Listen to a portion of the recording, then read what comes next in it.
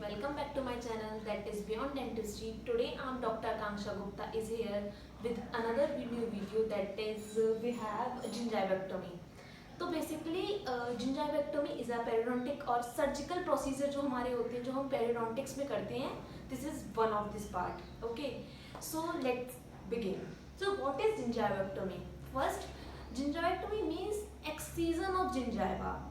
हम जिंजाइवा को हटा रहे हैं. कौन सी जिंजाइवा को? Soft tissue wall of pocket.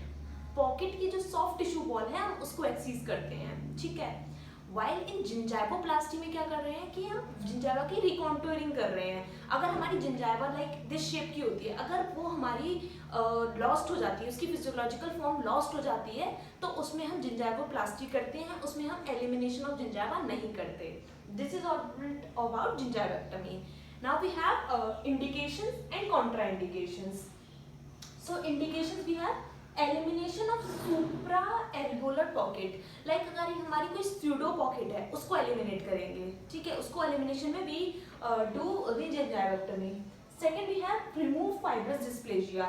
So fibrous dysplasia basically gingival enlargement. अगर जिंजाइवल एनलार्जमेंट हमारा जिंजाइवा एनलार्ज्ड है, we do the gingivectomy. Now we have physiological form.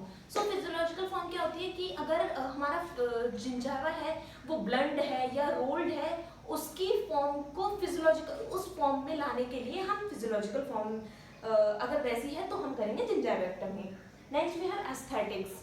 So aesthetics में क्या होता है हमारा कि बेसिकली जब हमारा पेशेंट में टूथ जो है वो अकर्ड हो गया है, लाइक बन गया है. ठीक है, उसके बाद क्या होता है उसमें कि पूरा टूथ निकला नहीं है, ओरल कैविटी में इरप्ट नहीं हुआ है, तो उसके ऊपर जिंजाइवा है, तो ये एस्थेटिकली हमें अच्छा नहीं लगता है. लाइक एस्थेटिकली होता है, इसके लिए हम इसमें करते हैं जिंजाइवेक्टमी. उस एरिया पे जो जिंजाइवा है उसको रिमूव कर रहे हैं. Next we have bilateral symmetry. इसमें हम बायलेटरल सिमेट्री क्रिएट करते हैं. Okay. Next we have correct gingival craters. Gingival craters जो होते हैं उसको करेक्ट करते हैं. This is all about in indication. Now we have contraindications. So कहाँ हम नहीं करते हैं? First we have infrabony pockets. जिसमें इंफ्राबोनी पॉकेट्स होती हैं हम उसमें नहीं करते हैं. Extend pocket. अगर हमारी जो पॉकेट है वो म्यूकोजिंजाइवल जंक्शन तक एक्सटेंड कर रही है, उसमें हम नहीं करेंगे. Oral hygiene. जो पेशेंट में इनएडिक्वेट ओरल हाइजीन होते हैं, जो मेंटेन नहीं कर पाते, उसमें हम नहीं करेंगे. Medically compromise patient. जो पेशेंट में सिस्टमिक डिसीज होती है उसमें अनकोऑपरेटिव पेशेंट. अगर पेशेंट हमारा कोऑपरेटिव नहीं है.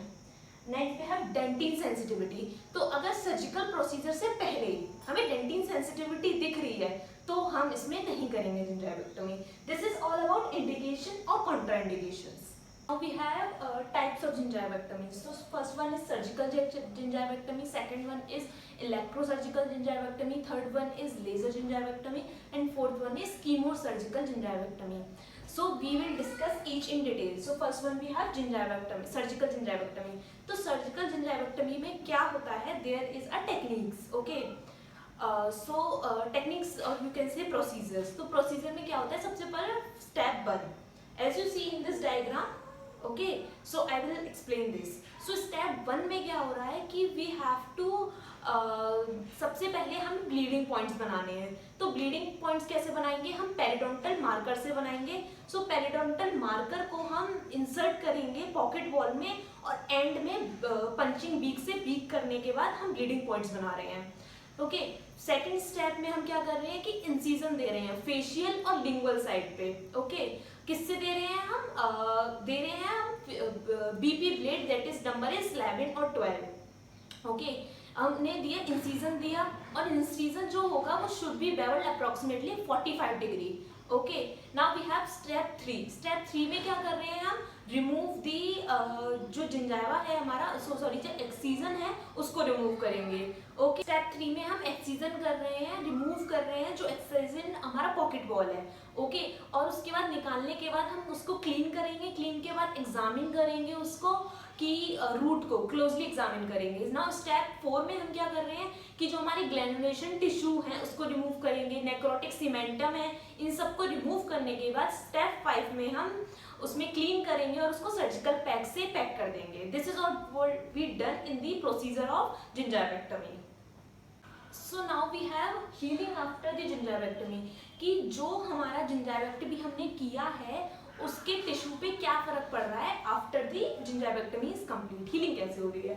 सो फर्स्ट 24 आवर्स में हमें क्या दिखेगा, there is increased in new connected tissue cells, new connected tissue cells जो है वो बनेंगे। ओके, बेसिकली कौन से होंगे, एंजियोब्लास्ट। ओके, नेक्स्ट 24 आवर्स में, आफ्टर 24 आवर्स में क्या होंगे, जो एपिथेलियम सेल्स होंगे वो मार्जिन से लाइक नीचे से मार्जिन से start to migrate over the granulation tissue पे माइग्रेट करने लगेंगे।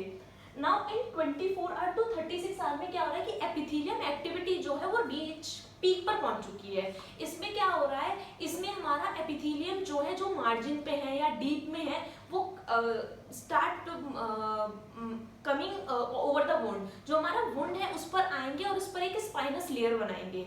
This spinous layer later on क्या होता है, स्पाइनस लेयर बन रही है, लेटर ऑन क्या हो रहा है कि जो एपिथेलियम एज पर है, जो स्पाइनस लेयर बन रही है वो तो हमारी मार्जिन नीचे से आ रहे हैं एपिथेलियम्स, और जो एज पर एपिथेलियम है उससे वो आके और एक फिब्रिन लेयर बनाएगी। दिस फिब्रिन लेयर क्या होती है, लेटर ऑन रिप्लेस्ड हो जाती है और रिब्जॉर्ब हो जाती है बाय कनेक्टिव टिश्यू बेड से। Okay, next we have 5 days to 14 days। इसमें क्या होता है कि हमारी सरफेस एपिथेलियम जनरलाइज कंप्लीट हो जाती है, पूरी जनरली कंप्लीट हो जाती है, और हमारा इसमें जो भी कनेक्टेड टिश्यू है या जो भी है वो स्टार्ट टू इन पोजीशन। जो कंप्लीट माइग्रेशन है, लाइक कंप्लीट प्रोसीजर जो है वो हमारा टेक प्लेस करता है about to 7 week। Okay, this is all about by healing after gingiviectomy। So now we have electrosurgical gingiviectomy। तो electrosurgical gingiviectomy में क्या करते हैं हम कि जो एक्सीजन कर रहे हैं जिंजाइवा का वो करंट से करते हैं। तो इसमें क्या करते हैं हम, निडल होल्डर्स जो होते हैं जो डायमंड शेप के होते हैं उसको इंसर्ट करते हैं। उसके बाद हम उन होल्डर्स को एक्टिवेट करते हैं। तो वो जब एक्टिवेट होते हैं तो वो शेविंग मोशन में मोशन करते हैं, उससे क्या होता है हमारा इंसिजन हो जाता है। ठीक है, this is all be done in electrosurgical gingivectomy. Now second one we have laser. तो लेजर में क्या करते हैं हम, CO2 is commonly used to the CO2 laser is commonly used in this. इसमें क्या होता है कि हम ये बेसिकली इसमें नहीं करते हैं जस्ट बिकॉज क्या होता है इसमें कि जो लेजर जो हमारी लेजर जिंजाइवेक्टमी से अगर हमने की है तो उसकी हीलिंग डिले होगी, वाइल इन सर्जिकल जिंजाइवेक्टमी में फास्ट होगी। वो इसलिए क्योंकि लेजर में हमें ड्राई और ब्लडलेस सर्जरी दिखती है। Okay, now we have chemo surgery. तो कीमो सर्जरी में क्या करते हैं हम, देयर इज 5% पैराफॉर्म एल्डिहाइड और पोटेशियम हाइड्रोक्साइड इंसर्ट करते हैं।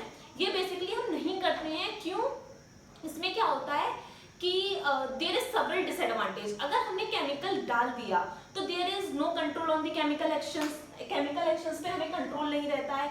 ओके, एंड वी हैव जो जिंजाइवा है हमारा वो रीमॉडलिंग जो है वो हमारे कंट्रोल में नहीं होती है। So this is all about our जिंजाइवेक्टमी।